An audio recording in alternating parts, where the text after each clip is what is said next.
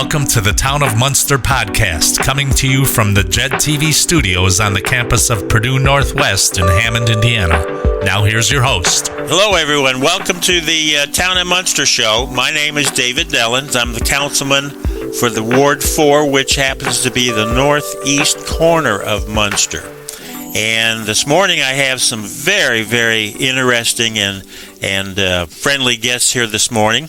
We'll start off with Officer Sarah Storm, and she's going to be here talking with us, and she's part of the COPS unit.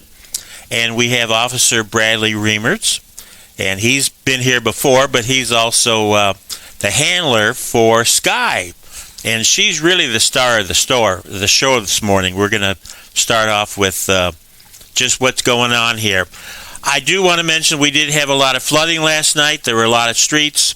We want to thank the Public Works Department for being out and clearing those catch basins.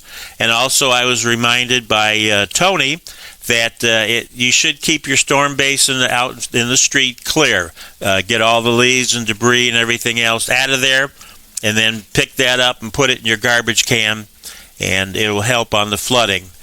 So we have a number of things to talk about this morning, but we have this new term that I'm wrapping my head around is the COPS unit. And I'm told that Sarah is very well experienced with that and knows all the ins and outs about it. So, Sarah, you want to tell us about the COPS unit and how that goes? Sure. The COPS unit, or Community-Oriented Policing, is a new unit we have that's just addressing traffic complaints, anywhere there's a lot of congestion activity, right, or residents having any on. complaints about disregarding stop signs or speeding, things like that. Addressing any concerns in the parks. The new train station we have coming along, it's going to need a little more attention. Detail in that. Right. Any community events throughout the year I'll be at. I stop in the schools from time to time just to show a little more officer presence in there. Okay, great. So I'm going to ask you too, how long have you been a police officer? 7 years. 7 years. And you've been how many years here with Munster? 6. Great. Great. So you'll obviously be on a radio, and you'll be notified of where there's situations that you need to go to, and you're set up with a vehicle. Yep. You won't be part of you won't be part of the bike patrol, or will you? Not yet. Probably eventually. I like bike riding, and that was offered to me as an additional task that I can add into my unit. So in the mild weather, that's a good thing to do. Right. One of the other things she'll do is we get a lot of call-ins or emails, different contacts our administration does with traffic complaints or suspicious activity in parks or anywhere in the town.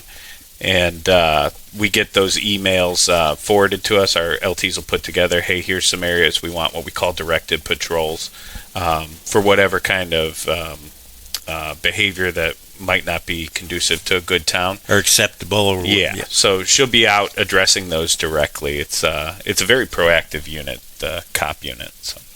What hours will you be working? Mostly daytime for now. Most daytime. Weekends as well. Because some of the activities may be addressed going on in the evening hours or whatever in the parks.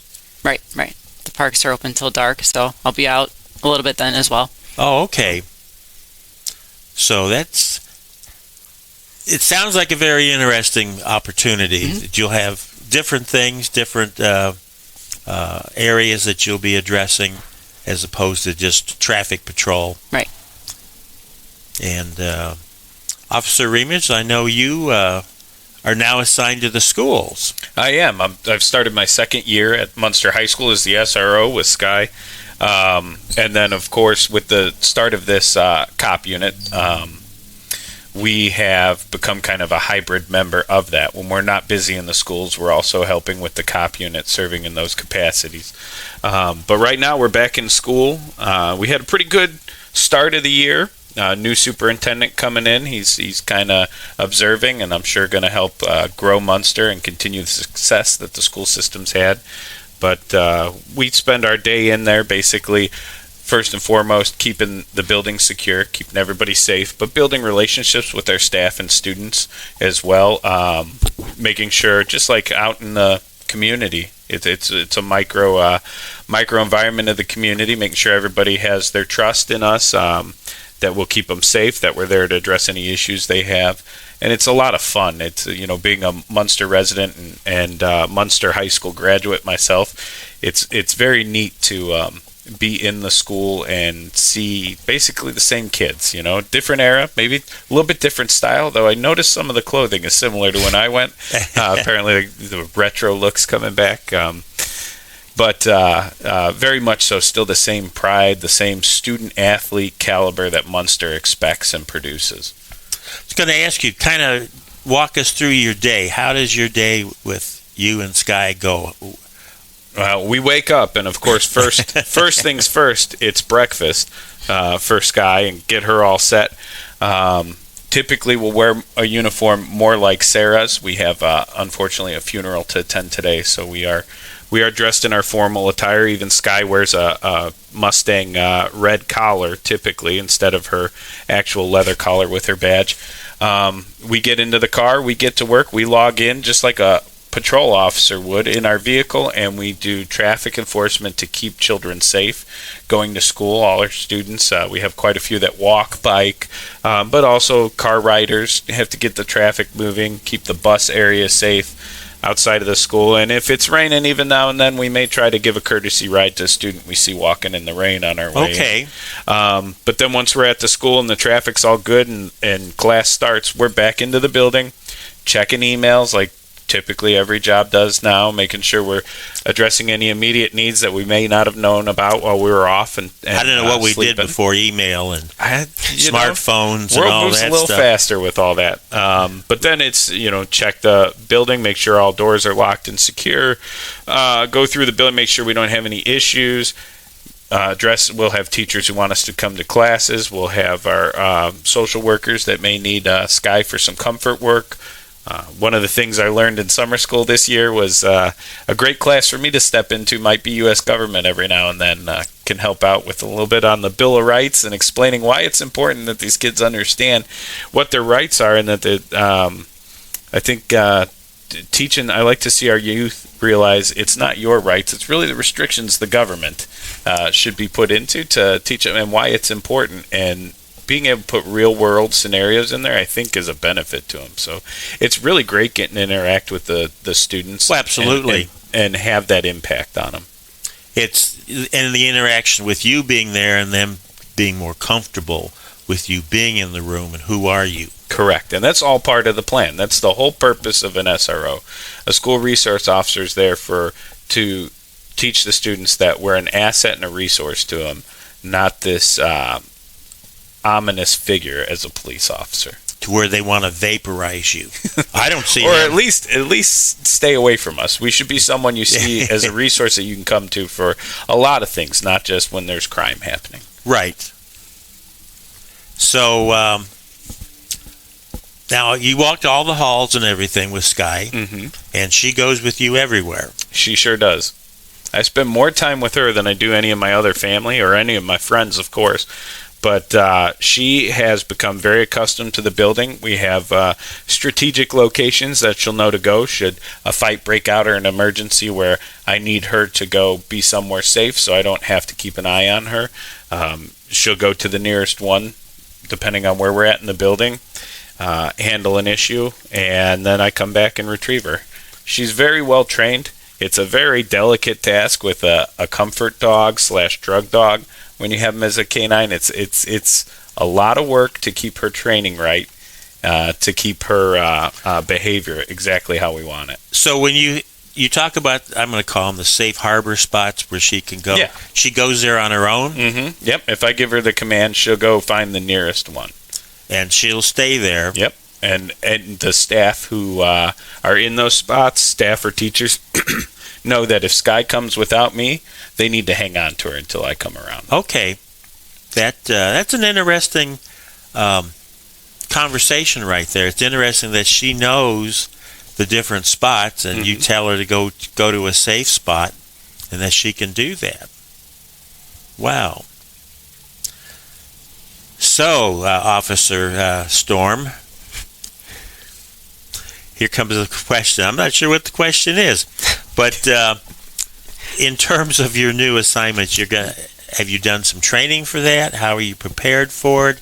Will you be shadowing one of the officers, or tell them about the interview prod? Like, explain how you got to be in the cop unit. I think start there. Yeah, that'd be good. Well, there's no really extra special training I need. I just, use my skills that I've learned over the years as a patrol officer. Those are really beneficial.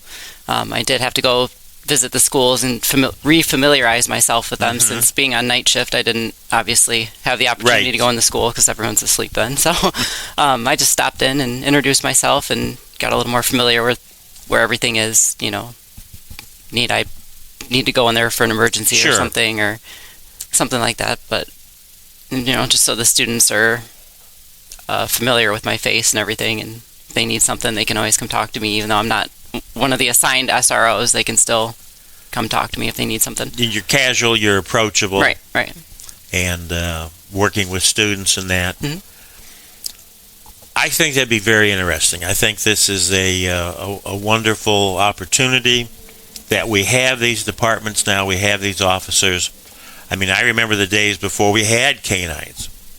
We had to go borrow them from other companies, other units, and there was a lot of hesitance to bring on a dog. And I really didn't know quite why, but maybe it was the unknown. Of course, I say that all the time. You don't know what you don't know, And, it's not just like a regular officer that comes in here and you can give them orders. They have to be with their handler. And I've noticed that, correct me, Officer Remans, that the dog and the handler are matched together. Yes, they bond pretty tightly.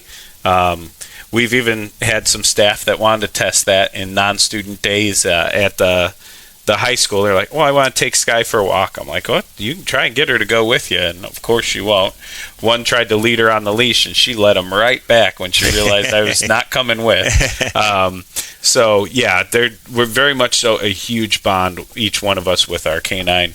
And you have to. This partnership is all about trust. Your dog will not perform if they don't trust you to lead them and handle them correctly. It's an awesome bond. It's tough to get there. It's a lot of work. You have to want to do this. It's not something that's today I don't feel like being a canine handler. No, every day you're a canine handler, even on your off days. So it's one of the toughest things I've ever loved. Yes, she comes home with me. I thought maybe you parked her at the station and she had a kennel spot that... No. Some people, and I get that. Again, it goes back to you don't know what you don't know. You wonder what do these canine officers do with them. All 4 of our canines go home with their handler. They have a kennel inside the house that they can be kenneled in. They have a regimen that you follow. It's not like a pet. It's a little different. Now, one day when they retire, they'll get to live a life more like a pet. But for now, to keep them a working dog, to keep things fun when we go to work, we have to limit the fun at home. But she's with me everywhere. I even plan vacations around her. She likes going to the lake, so even Sky gets a vacation once a year or so. And we go to the lake. We have fun. She'll play fetch until she passes out in the sun, and she is just a true lab at heart. If you've ever owned a lab as a pet, Sky, the essence is still there, and you can see her picking at her paws right now. She's giving herself a manicure. I believe with all the rain and all that, she's got a little bit of an irritation from it. But and when you say that they sort of take on their handler's personality. Absolutely. I would say, just like with a pet, you kind of, what's that movie, Life of Pets or something? All the owners and their pets kind of have similarities. Sky too. Sky's just a big, lovable dog, and I think she gets that not just from me. I think she gets that from just the environment at home. We have a very loving and laughing home, and Sky likes to be a part of that. She loves my 2 children at home. You can tell she treats them kind of like, well, I'm in charge of you, and and I'm supposed to take care of you. So it's nice to see.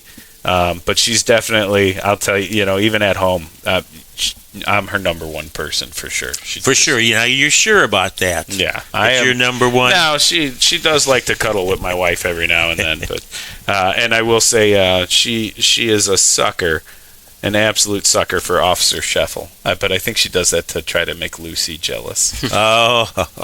But, yeah, so again, to kind of expand on the K-9 unit, thank you. I know you were there for the start of it with Django, but we moved on this year to our third, K-9 fundraiser. Yes. And it went excellent. It was a very good time, very successful, and people having fun.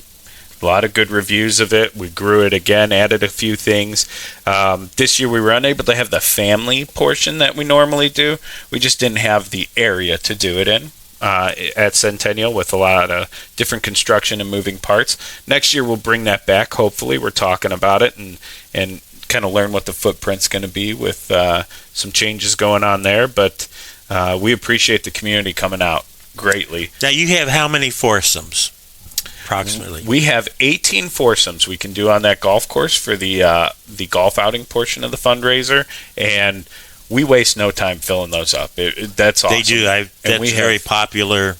Yes, and we've had, I can't remember how many, more than a handful of people that have participated in all three fundraisers and said, sign us up for next year as well. Keep us in mind.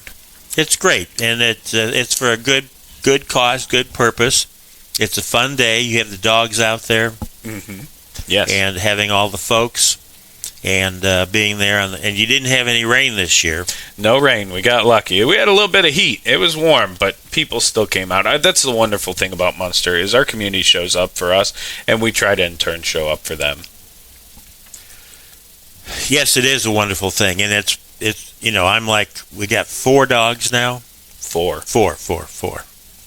And again, as I said, I remember we had no dogs. And the community has really come out and supported the K-9 program. There's donations on a fairly regular basis whenever things are needed. And if the word goes out, the assistance comes in. So that's a really good thing. Absolutely. Now, we were talking about Sergeant Greist. Good old Sergeant Greist. He's the fearless leader. He's the sergeant of the cop unit. Many people know him as Officer Greist. Many people have had him as a DARE officer or school resource officer. I actually was a senior in high school when he was training to be a school resource officer. That's how old I am. So we're not too far apart in age. But he's now the sergeant. He is overseeing not only the SROs, the cop unit, he also oversees code enforcement. So really everything that the community gets a rapid response from. Code enforcement, big in Munster. We like to keep Munster looking beautiful. Yes, we do. We have so many residents that have pride in their home, their property, in the public areas. We want to keep that nice, and code enforcement is a huge part of that. The cop unit, now with Sarah added to it, we're hoping to add at least one more to it once we get our manpower up, which we just did interviews. And that's a huge benefit to when you call.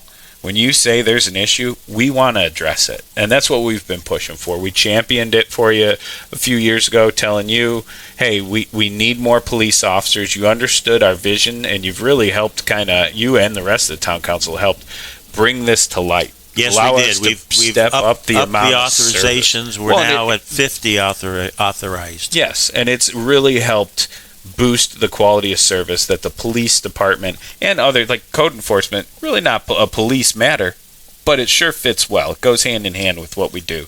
So we have our code enforcement in with us. We have other things. The community outreach portion, part of that is addressing these issues as quick as we can and as effectively as we can. And before I was an SRO and moved to the daytime hours, I worked on a shift with Sarah, and people ask, well, how do you get selected for that unit? First and foremost, it's your body of work as a police officer. Are you a proactive officer? Are you willing to get out there and address issues and problem solve? And Sarah's one of those officers. So I was actually really excited. I was like, oh, yes, I get to get back with my shift mate and see her some more, because we really don't, our schedules don't line up. We'd see each other maybe in passing if I had a late day. And so it's nice to see that. I know she's going to be a benefit. She's going to really fit in for that unit and kind of really get to put the cornerstone down for how it's going to work out in the cop unit. It's great to be a part-time member of it for me, but I want to see what she does full-time with it. I know she's going to be an asset for the high school as well as the other schools, all through K through 12. And I don't know. Good things are happening. It's our time to deliver for our residents, and we have really gotten to make those successful changes. A lot of those are the brainchild of the Board of Safety, as well as, of course, Chief Shekel. Saying how do we serve our residents and how do we keep our crime moving in the keep the numbers down, keep things in control, and that. Well, I wanted to make sure we got into this cruising the Ridge, and that's going to be this Saturday, August 23rd, from 2 p.m. to 7 p.m., and it's going to be on Ridge Road from Homan to Harrison. Now, Officer Storm here. See, I already got you Sergeant. I'm giving out promotions. Someday, right? Says she's going to be there. I am. And have you worked it before? I have not, but I love cars, especially the Chevelles. Those are my favorite. Oh, so they are. If you have a 67 Chevelle and you bring that, I'm going to be checking that out for sure. Okay, wow. But it's a good opportunity to come out. They tell me that Ridge Road will still be open. So yes, the two inside lanes will be open for travel in both directions. And the two outside lanes will be set up with cars. Correct, yes. Last year was the first year. It was a pretty successful event for the first year.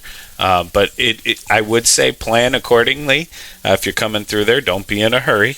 You're going to want to drive slow. You're going to have a lot of rubbernecking because those are some beautiful cars that come out. Oh, I'm sure. I am sure they are. I see them periodically on Ridge Road when they're practicing the quarter mile.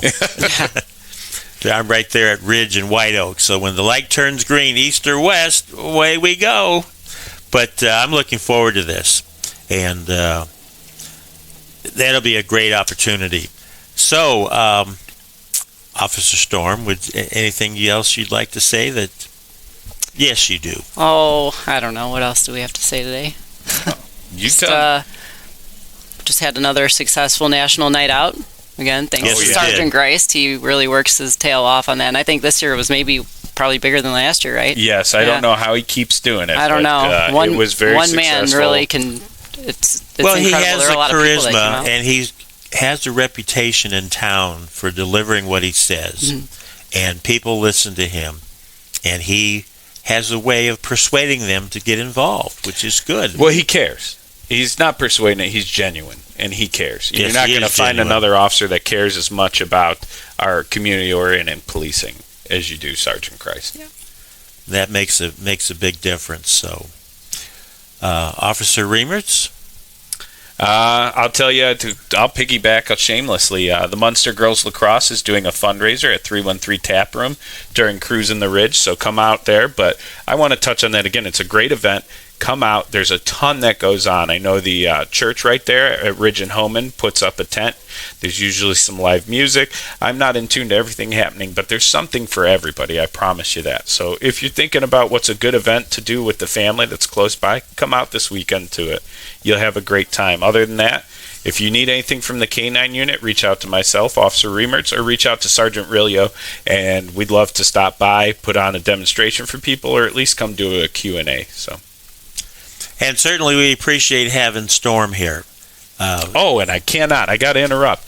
Lake Central game coming up Friday night. That's a big rivalry, and it's at home. So we want to see as many red shirts in the stands. Come on out and support your Mustangs. This new football coach is doing great things. The culture I see with our students and our football athletes is just awesome. That's a great thing, and I appreciate those opportunities. I appreciate both you officers stepping up, being involved with the community, and making things really run smooth and available. And approachable, too. Now, both of you have baseball cards or not yet? Or I have my trading cards. We probably need to get yours, or do you have some? I have an old one. Oh, so, no, we need to get you a new one. I'm gonna update that. Yeah. Yes, get that set up. So, well, anyway, I want to thank both of you and Sky, all three of you, for coming on the show with me today. And it's been great, and we'll have to do this again. So, absolutely. Again, thank you very much. Appreciate it. And this is a wrap. You've been listening to the Town of Munster podcasts, coming to you from the JED TV studios on the campus of Purdue Northwest in Hammond, Indiana. Thank you for listening.